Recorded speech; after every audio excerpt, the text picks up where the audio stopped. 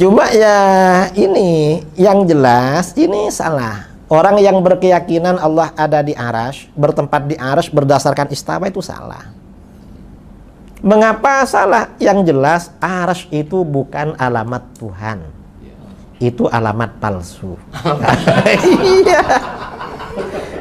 Mengapa? Allah itu tidak memerlukan tempat. Allah itu maha suci dari bertempat. Terus kalau Allah di aras, pas dia turun sepertiga malam, terus yang duduk di situ siapa? Nah, ya itu persoalan.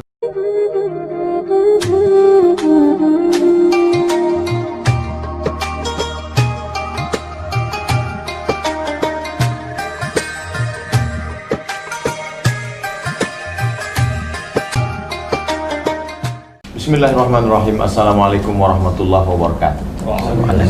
Alhamdulillah wassalatu wassalamu ala Rasulillah sayyidina wa maulana Muhammad ibni Abdillah wa ala alihi wa sahbihi wa man tabi'ahu wa mawala.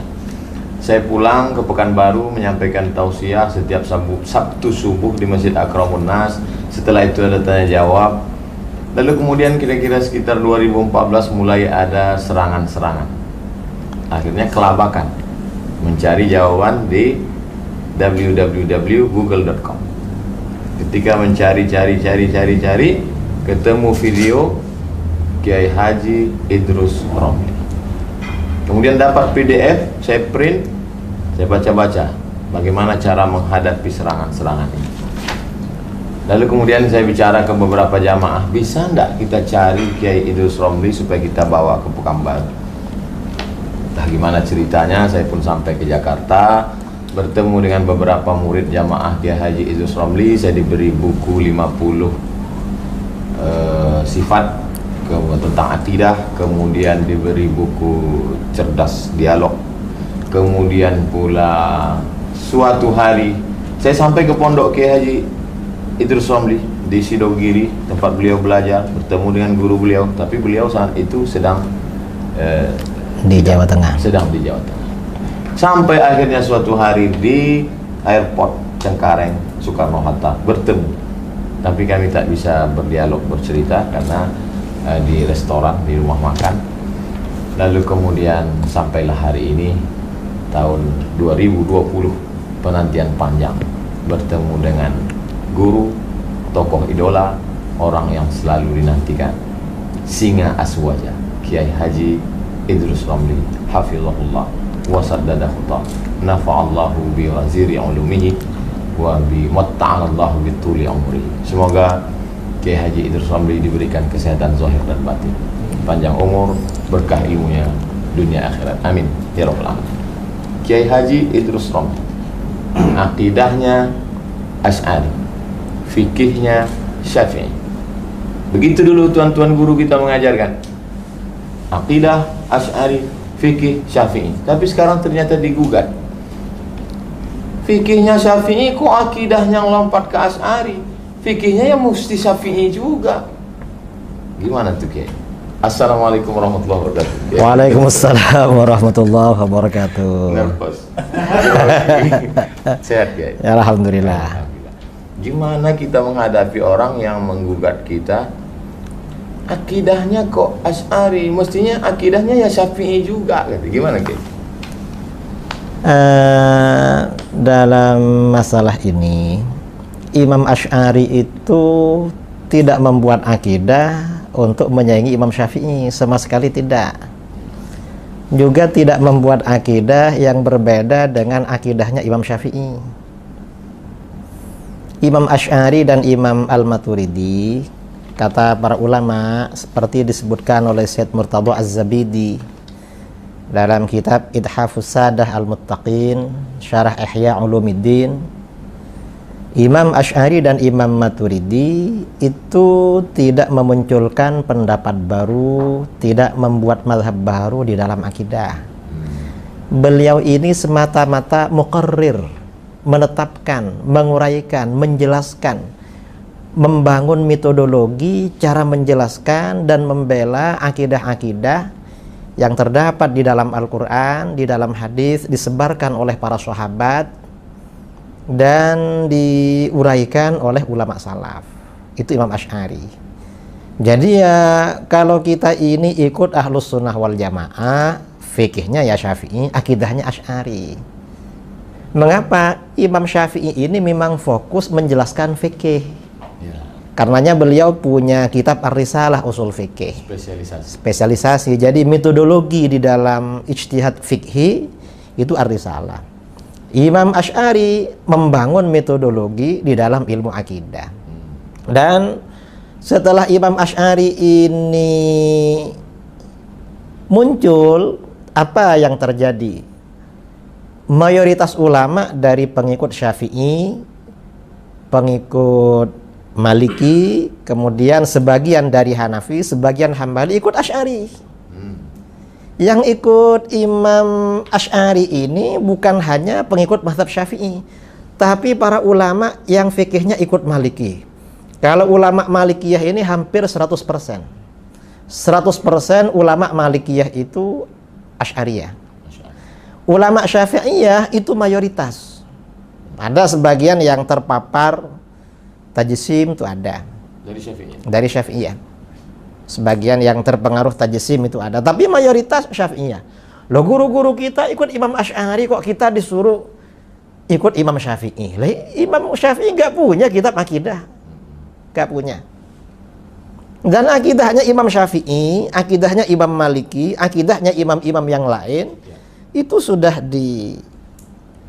dipaparkan oleh dua imam, Abu Mansur Al-Maturidi dan Imam Abul Hasan Al-Asy'ari. Ya sudah, selesai. Ini saya kira simple ini, tidak perlu repot-repot masih meneliti lagi. Sebetulnya Kiai, akidah Imam Syafi'i dalam masalah sifat khabariyah itu bagaimana? Tafwid atau ta'wil atau? Yang jelas di kalangan ulama salaf ya, di dalam muamalah berinteraksi dengan nusus itu ada yang takwil, ya, ada yang tafwid. Jadi takwil itu bukan buatan Asy'ari. Loh, takwil itu yang jelas bukan dari Asy'ari, tapi itu berlaku sejak masa sahabat. Sebagian sahabat itu sudah melakukan takwil.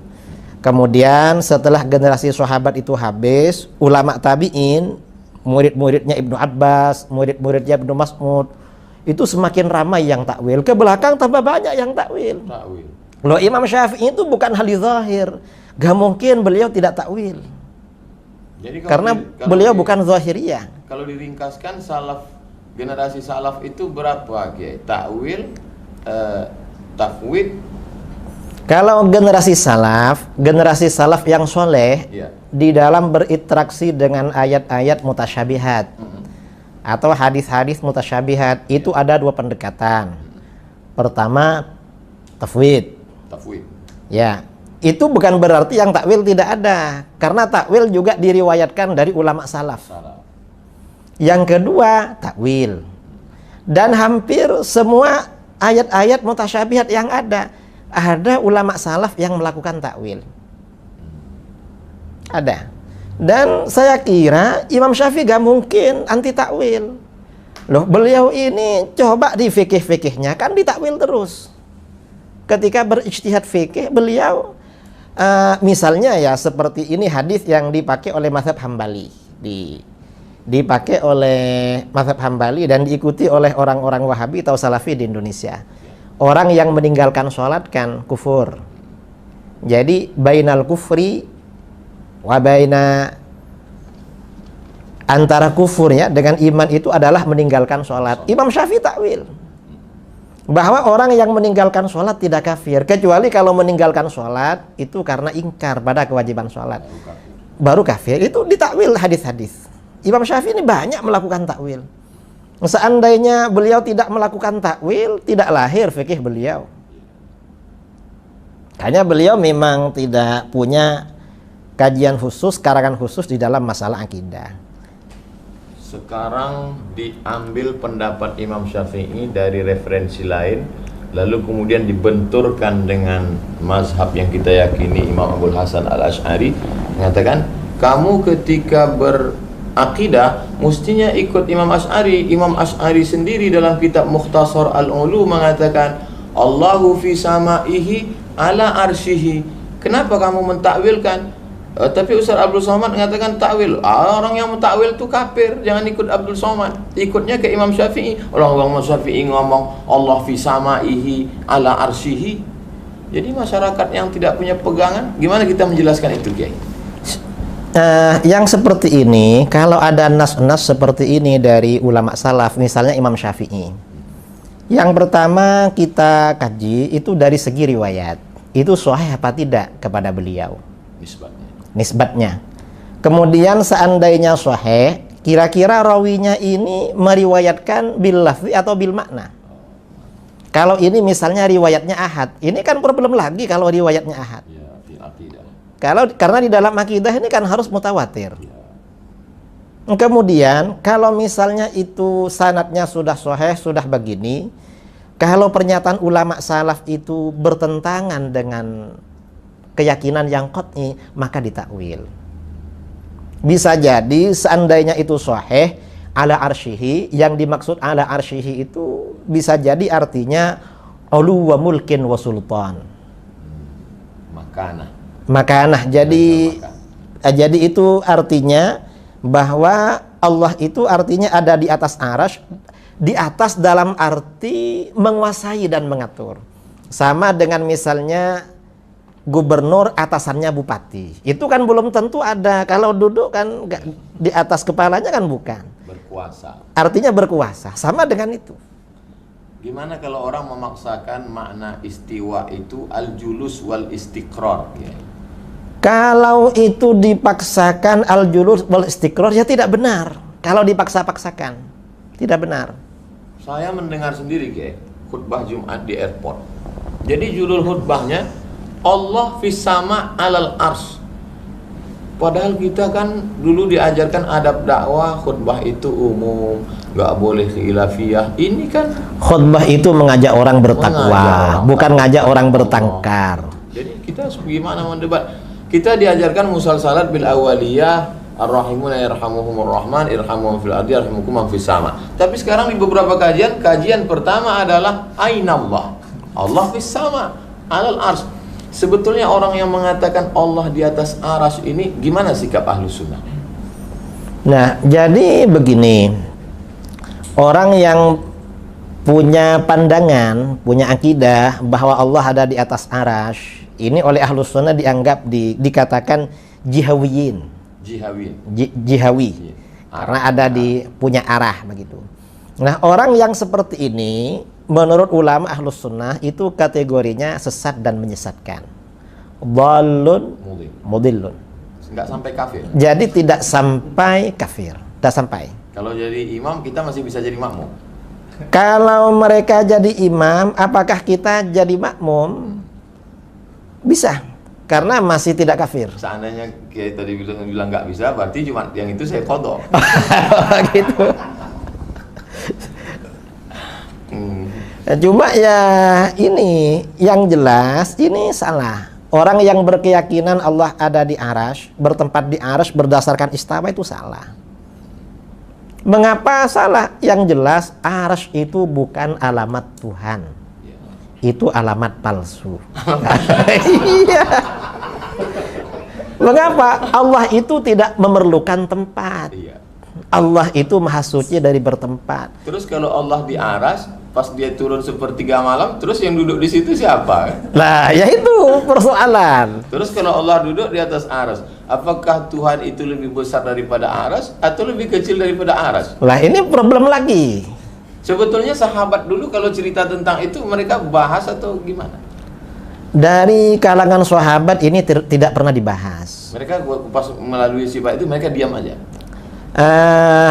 Karena begini jadi para sahabat ini memang Al-Quran itu kan turun dengan bahasa Arab, dan di dalam Al-Quran itu ada yang namanya hakikat, ada majas, ada isti'arah dan lain sebagainya. Lah para sahabat itu karena memang mereka ini orang Arab yang masih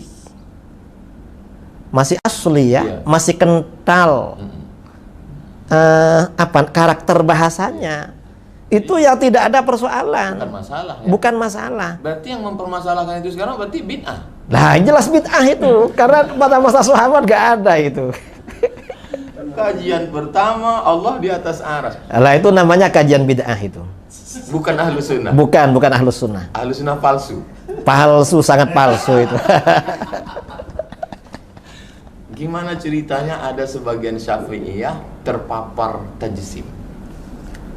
Sebagian Syafi'iyah yang terpapar tajsim itu ya mungkin karena lingkungan.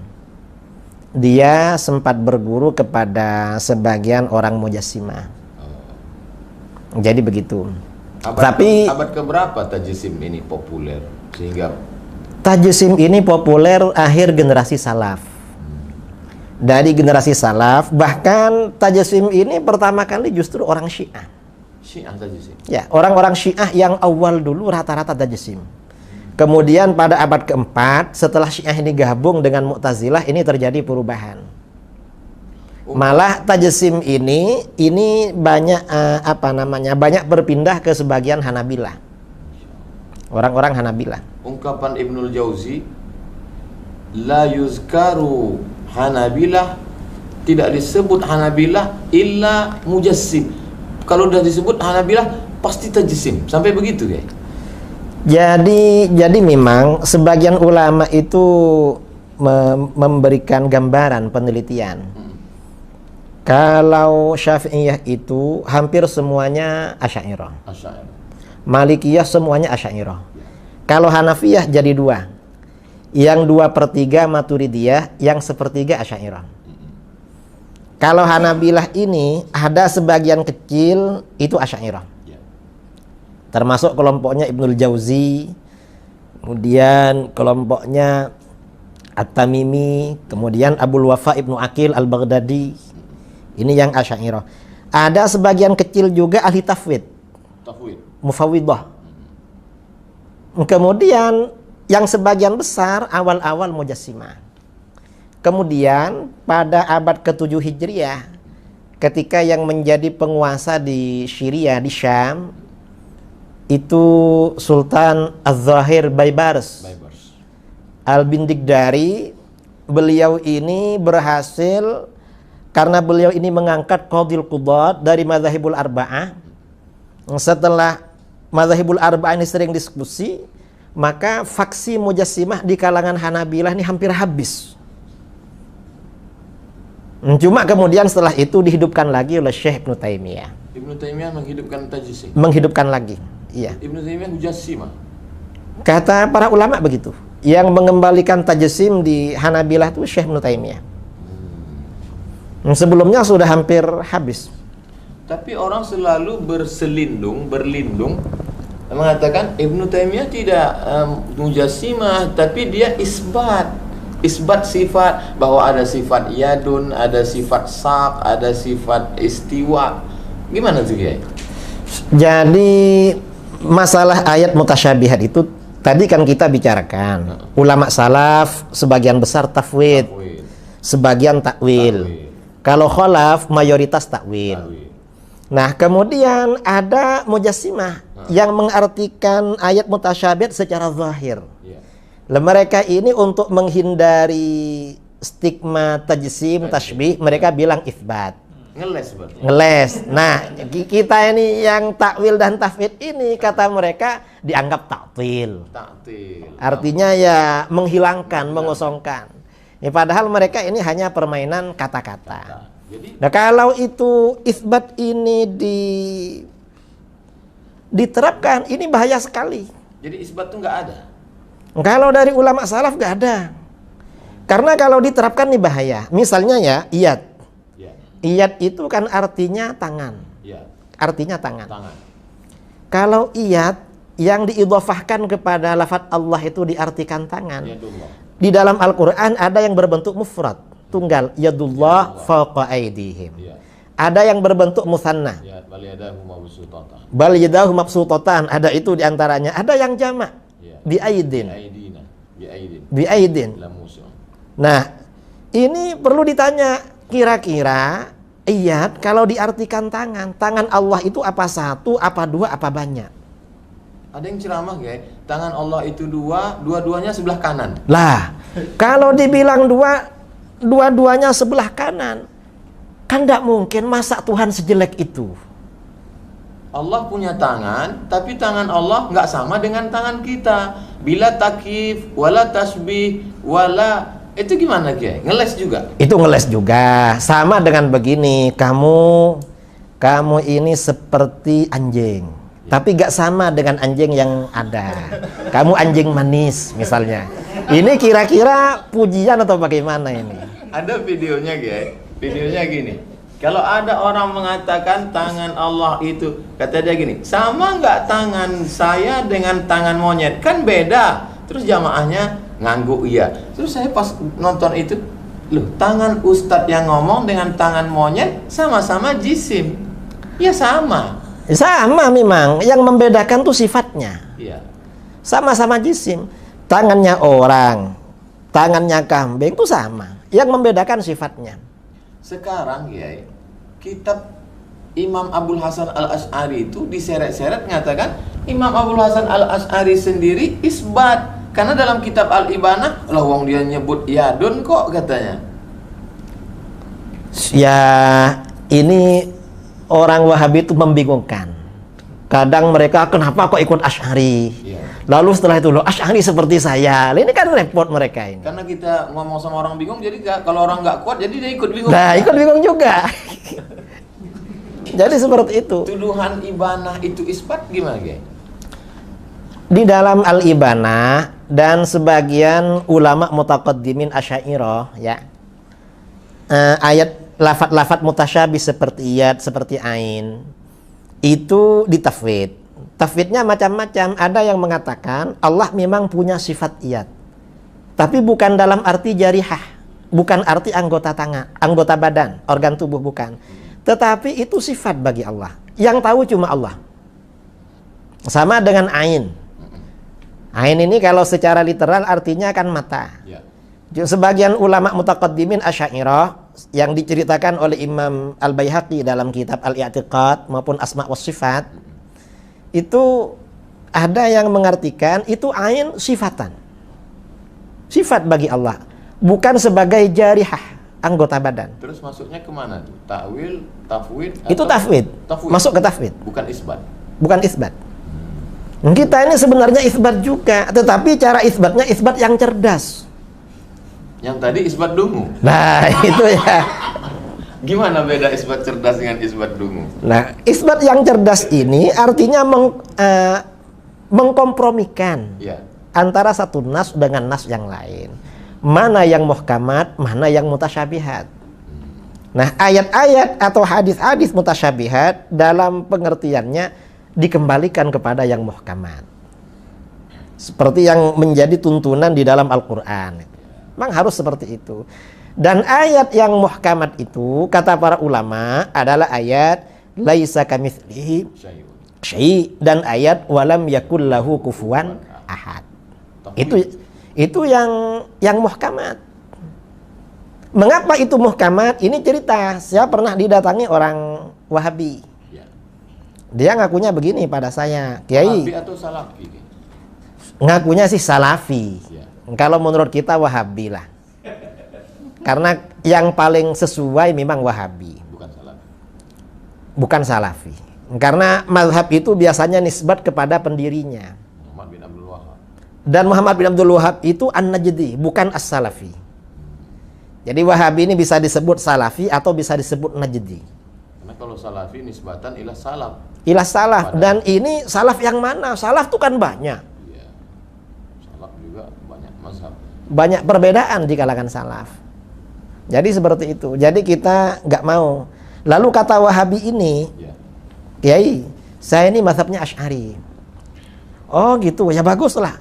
Cuma menurut saya, Allah itu bersemayam di atas arsy, kata. Loh, kamu Asy'ari yang mana? Kita ini Asy'ari, tidak seperti itu. Kamu ini Asy'ari yang macam apa ya? Barulah. Iya, neo Asy'ari. Neo Asy'ari. Nah, karena menurut saya, Kiai, Mungkin pengaruh neo normal juga. mungkin kira-kira itu.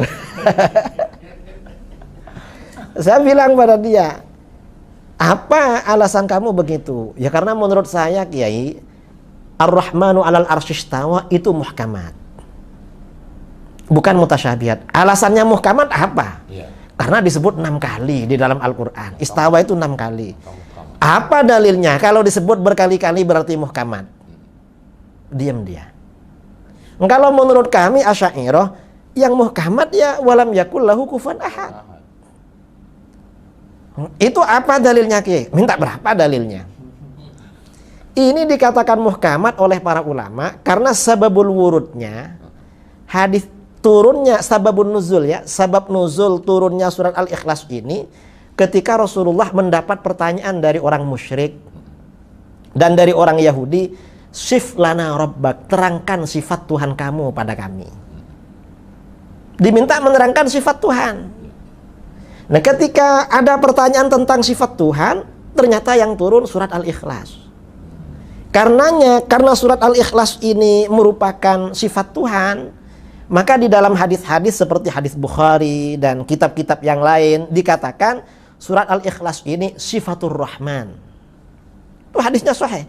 Karena sifatur Rahman, orang yang membaca surat Al-Ikhlas ibaratnya membaca sepertiga Al-Quran. Ini keutamaannya, dan ini gak ada di dalam keutamaan membaca Ar-Rahman 'alal arsyis istawa.